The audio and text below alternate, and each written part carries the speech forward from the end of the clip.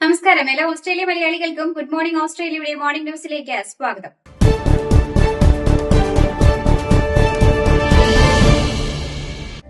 Australian സ്ത്രീകളും കുട്ടികളും Syrian തടങ്കൽ പാളയത്തിൽ നിന്ന് രക്ഷപ്പെട്ട് വിക്ടോറിയയിലേക്ക് മടങ്ങിയെന്ന റിപ്പോർട്ട്.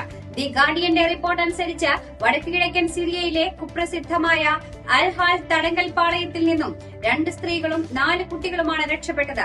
ലെബനൻ അതിർത്തി കടക്കാൻ 500 കിലോമീറ്ററിലധികം സഞ്ചരിക്കുകയും തുടർന്ന് ബെയ്റൂട്ടിൽ നിന്നും ഇവർ ഓസ്ട്രേലിയൻ രേഖകൾ വീണ്ടെടുക്കുകയുമായിരുന്നു. കഴിഞ്ഞ ആഴ്ച ഇവർ ബെയ്റൂട്ടിൽ തിരിച്ചറിയൽ സുരക്ഷാ പരിശോധനകൾക്ക് വിധേയരായിരുന്നു. വടക്കൻ സിറിയയിലെ തടങ്കൽ പാളയത്തിൽ ഏകദേശം 40 ഓസ്ട്രേലിയക്കാരുണ്ട്. അവരിൽ ഭൂരിഭാഗവും കുട്ടികളാണ്. ബ്രിസ്ബെയിന് പടിഞ്ഞാറുള്ള എനോഗേറ റിസർവോയറിലെ കാട്ടുതീ അണയ്ക്കുവാനുള്ള ശ്രമങ്ങൾ അഗ്നിശമന സേനാംഗങ്ങൾ ആരംഭിച്ചു. പ്രധാന നഗരത്തിന്റെ അരികുകളിലേക്ക് കാട്ടുതീ പടരുമെന്ന ഭീഷണി നിലനിൽക്കുന്നതിനാൽ അഗ്നിശമന സേനാംഗങ്ങൾ വാട്ടർ ബോംബർമാരുടെ സഹായത്തോടെയാണ് തീ നിയന്ത്രണ വിധേയമാക്കുവാനുള്ള ശ്രമങ്ങൾ തുടങ്ങിയിരിക്കുന്നത്. ഫയർ ആൻഡ് റെസ്ക്യൂ വിഭാഗം പ്രദേശത്ത് വാച്ച് ആൻഡ് ആക്ട് അലർട്ട് നൽകിയിട്ടുമുണ്ട്. വാട്ടർ ബോംബറുകളും Queensland fire and emergency service സംഘങ്ങളും പ്രദേശത്ത് തുടരുകയാണ്. സേവനങ്ങളിൽ കൃത്രിമം കാട്ടിയതിന് ടെലികോം കമ്പനിയായ ടെൽസ്ട്രയ്ക്ക് വൻ തുക പിഴ ചുമത്തി സർക്കാർ. $18 മില്യൺ തുകയാണ് പിഴയായി ചുമത്തിയിരിക്കുന്നത്. ഉപഭോക്താക്കളുടെ സമ്മതമില്ലാതെ ഇന്റർനെറ്റ് സേവനങ്ങളിലെ പ്ലാനുകൾ മാറ്റിയെന്ന വീഴ്ച കണ്ടെത്തിയതോടെയാണ് കമ്പനിക്കെതിരായി നടപടിയെടുത്തിരിക്കുന്നത്. 5000-ലധികം വരുന്ന ഉപഭോക്താക്കൾക്ക് കമ്പനി നടപടി വഴി ബുദ്ധിമുട്ട് നേരിട്ടു എന്നാണ് റിപ്പോർട്ട്. ലൈംഗിക അതിക്രമ കേസിൽ കുറ്റക്കാരനാണെന്ന് കണ്ടെത്തിയ ഇന്ത്യൻ റെസ്റ്റോറന്റ് ഉടമയെ ഓസ്ട്രേലിയയിൽ നിന്ന് നാടുകടത്താൻ സാധ്യത. പ്രായപൂർത്തിയാകാത്ത ഒരാൾ ഉൾപ്പെടെ 2 പേർക്കെതിരെ ഒന്നിലധികം ലൈംഗിക അതിക്രമ കുറ്റകൃത്യങ്ങളിൽ 42-കാരനായ ഗുണശീലൻ മനോഹരൻ കുറ്റക്കാരനാണെന്ന് ബല്ലാരത്ത് കൌണ്ടി കോടതി കണ്ടെത്തിയിരുന്നു. 2024 ഇന്ത്യയിൽ നിന്ന് ഓസ്ട്രേലിയയിലേക്ക് താമസം മാറിയ മനോഹരന്റെ വിസ ഫെഡറൽ സർക്കാർ റദ്ദാക്കിയാൽ നാടുകടത്തൽ നേരിടേണ്ടി വരും.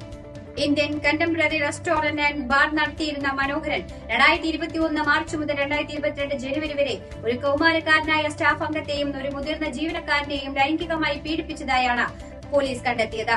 ഹൌഷാമിലെ റൂറൽ സിറ്റിയിൽ പ്രവർത്തിച്ചിരുന്ന റെസ്റ്റോറന്റ് 2023 മാർച്ചിൽ അടച്ചുപൂട്ടി.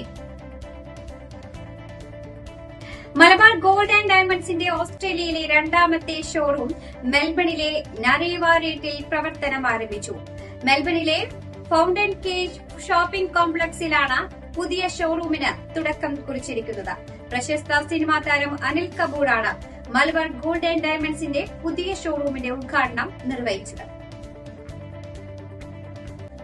മെൽബൺ സെന്റ് മേരീസ് ജ്ഞാനായ കാത്തോലിക്ക ഇടവകയിൽ പരിശുദ്ധ ജപമാല റാണിയുടെ തിരുനാൾ നാളെ നടക്കും. സെന്റ് മാത്യൂസ് ചർച്ച് പോക്നറിൽ വെച്ച് ആഘോഷങ്ങൾ നടത്തപ്പെടും. ഉച്ചയ്ക്ക് 3 മണിക്ക് കൊടിയേറ്റം, അതിനെ തുടർന്ന് തിരുനാൾ റാസ, കുർബാന, പ്രദക്ഷിണം, വിശുദ്ധ കുർബാനയുടെ വാഴ്വും ഉണ്ടായിരിക്കും. ആർച്ച് ബിഷപ്പ് മാത്യു മൂലക്കാട് വിശുദ്ധ കുർബാനയിൽ മുഖ്യ കാർമ്മികത്വം നിർവഹിക്കും. ഫാദർ ഡിക്സൺ ജോർജ് കുരിയപ്പള്ളിയിൽ പ്രദക്ഷിണത്തിന് നേതൃത്വം നൽകും. ഇന്ത്യ എ ടീമിനെതിരായ 2ാം ഏകദിനത്തിൽ ഓസ്ട്രേലിയ എ ടീമിന് 247 റൺസ് വിജയലക്ഷ്യം. മുൻനിര താരങ്ങൾ നിരാശപ്പെടുത്തിയപ്പോൾ 122 പന്തിൽ 94 റൺസ് എടുത്ത തിലക് വർമ്മ, 54 പന്തിൽ നിന്ന് 58 റൺസ് എടുത്ത റിയാൻ പരാഗ് എന്നിവരുടെ പ്രകടനമാണ് ഇന്ത്യയെ മാന്യമായ സ്കോറിലേക്ക് നയിച്ചത്. കാൺപൂർ ഗ്രീൻ പാർക്കിൽ ടോസ് നേടി ബാറ്റിംഗ് തെരഞ്ഞെടുക്കുകയായിരുന്നു ഇന്ത്യ. ഓസീസിന് വേണ്ടി ജാക്ക് എഡ്വേർഡ്സ് 4 വിക്കറ്റ് വീഴ്ത്തി. വിൽ സദർലാൻഡ്, തൻവീർ സാഗ എന്നിവർ 2 വിക്കറ്റ് വീതവും നേടി. പരമ്പരയിൽ 2ാം മത്സരമാണിത്. 3 മത്സരങ്ങളുടെ പരമ്പരയിൽ ആദ്യ മത്സരത്തിൽ ഇന്ത്യ ജയിച്ചിരുന്നു.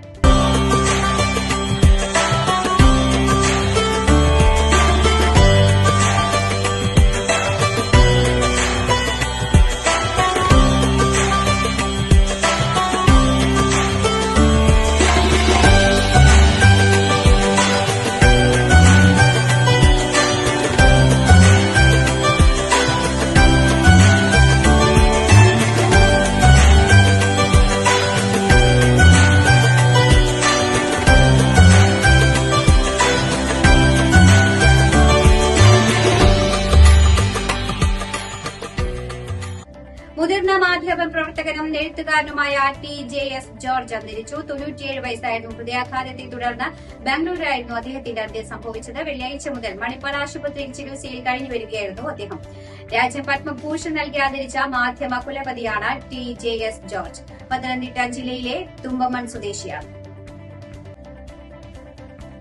പാകിസ്ഥാനെതിരായ താക്കീതുമായി ഇന്ത്യൻ കരസേനാ മേധാവി. പാകിസ്ഥാൻ ഭീകരവാദത്തെ പിന്തുണച്ചാൽ ശക്തമായ തിരിച്ചടി നൽകുമെന്ന് ജനറൽ ഉപേന്ദ്ര ദ്വിവേദി മുന്നറിയിപ്പ് നൽകി. ഓപ്പറേഷൻ സിന്ദൂരിൽ സ്വീകരിച്ച സംയമനം ഭാവിയിൽ ഉണ്ടാകില്ലെന്നും മുന്നറിയിപ്പ്.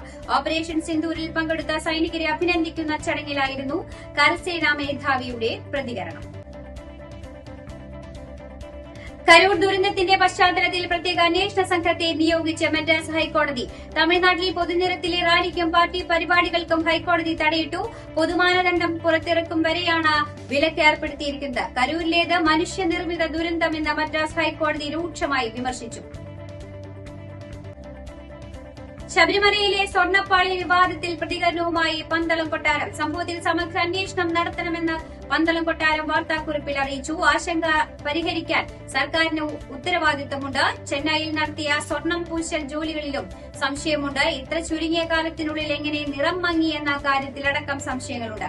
ഉണ്ണികൃഷ്ണൻ പോറ്റിയെ വിശദമായി ചോദ്യം ചെയ്യണം. വിജയ് മല്യ നൽകിയ സ്വർണ്ണപ്പാളിക നഷ്ടപ്പെട്ടോ എന്ന് പരിശോധിക്കണമെന്നും 2019 ഒരു നടപടിക്രമങ്ങളും പാലിച്ചില്ലെന്നും പന്തളം കൊട്ടാരം അധികൃതർ പറഞ്ഞു. ഇതോടുകൂടി ഈ വാർത്താ ബുള്ളറ്റിൻ ഇവിടെ അവസാനിക്കുകയാണ്. എല്ലാ പ്രേക്ഷകർക്കും നല്ലൊരു ദിനം ആശംസിക്കുന്നു. കൂടുതൽ വാർത്തകളുമായി നാളെ കണ്ടുമുട്ടാം. എല്ലാവർക്കും നന്ദി, നമസ്കാരം.